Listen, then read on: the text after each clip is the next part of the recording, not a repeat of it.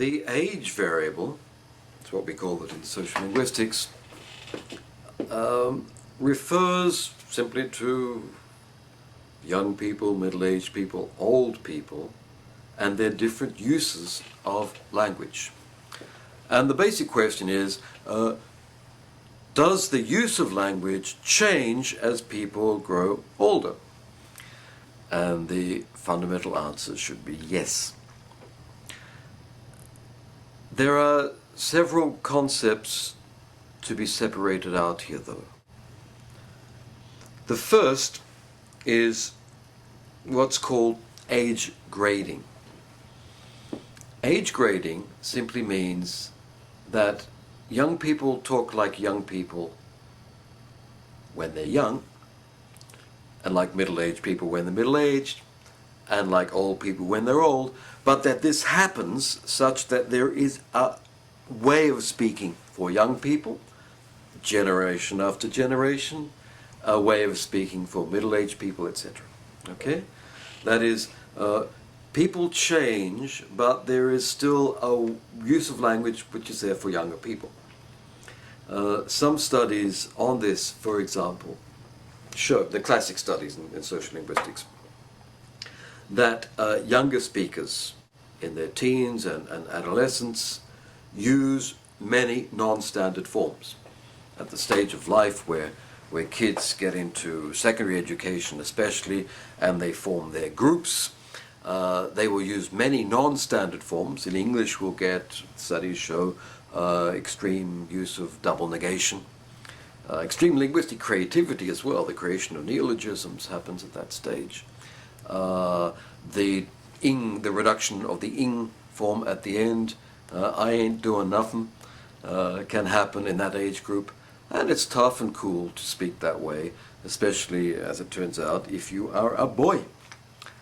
Girls, not so much, it appears. However, as people go through that stage and reach middle age, that is in their late 20s and into their 30s, and they get to around 45 or so, the non-standard forms have virtually disappeared.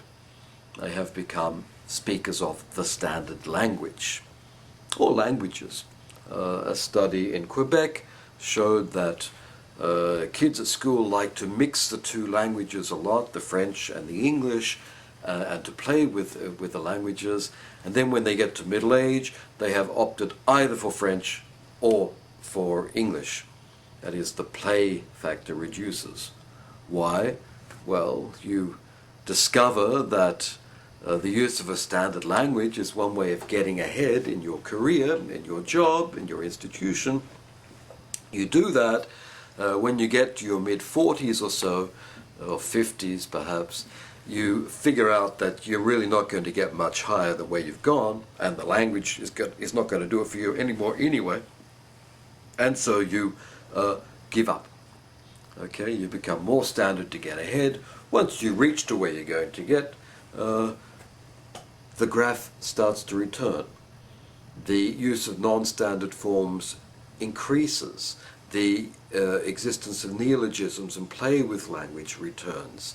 The code switching between the different available varieties returns, and then you retire and you sit in a park or around a table or play cards or whatever, and the research suggests that linguistic creativity you had in your youth and in your high school will return in your old age.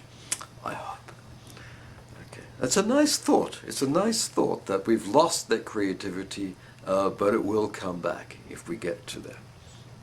Okay, the graphs sort of go like this, or like that. It's a parabola with the most standard forms in the middle and the most non-standard at the two ends. And that would be the typical graph of age grading. That graph would be repeated generation after generation. It explains why, for example, when people are in middle age and they are parents, they are speaking a standard form of language, they will always complain about the language that the children are speaking. Generation after generation. I'll do it and you'll do it, we'll all go through that. It also suggests there's not much to worry about, that the creativity could be a good thing.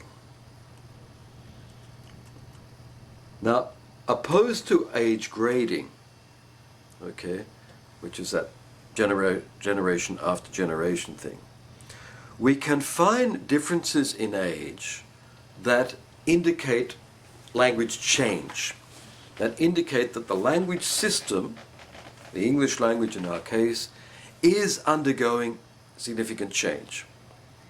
Because young people introduce the change, and it stays there, and they use it when they get to middle age, and they use it when they get to old age.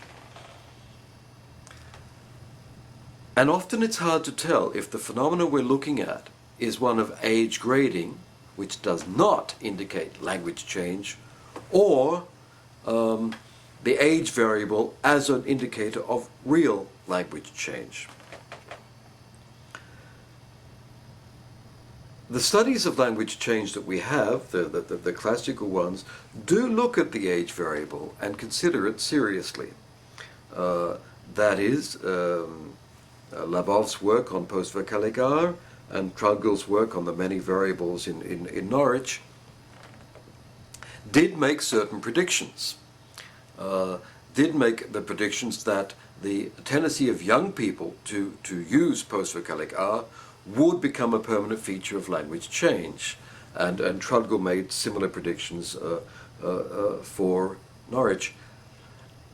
And in both cases, researchers, Trudgill and a student of Labov in the case in New York, have gone back and done a real-time check on how the language change eventually evolved.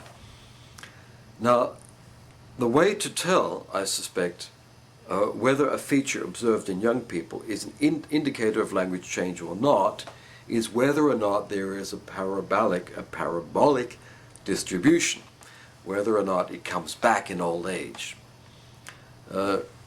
We've looked at Susan Gall's work on Oberwart with the Hungarian and the German, and we could see there that the younger the person, the more German they used, and it was just going one way. There was no return of the Hungarian. There was no Hungarian at the top and Hungarian at the bottom. It was just a one-way slide. There you could predict that in one generation the Hungarian would have disappeared entirely from that village. Just as it was possible to predict that in one or two generations, the post-vocalic R would predominate in New York. That is, those were cases in which the age-related variable, the linguistic variable, did become a feature of real language change. It was not simply age grading. How do you tell then the difference between age variables indicating language change and age variables indicating age grading? Whether or not there is a parabolic form, whether or not it's young and old. This is an interesting suggestion. The lesson for me is that we're all worried about and interested in what kinds of language kids use at school and young people use and how it's going to affect English, Catalan, Spanish, the languages we use. But perhaps more studies should be carried out on the languages and the language uses of older people in our communities to find out whether or not creativity that was there for young people will return for us all and will not affect the status, stability, or communicative capacity of our language systems.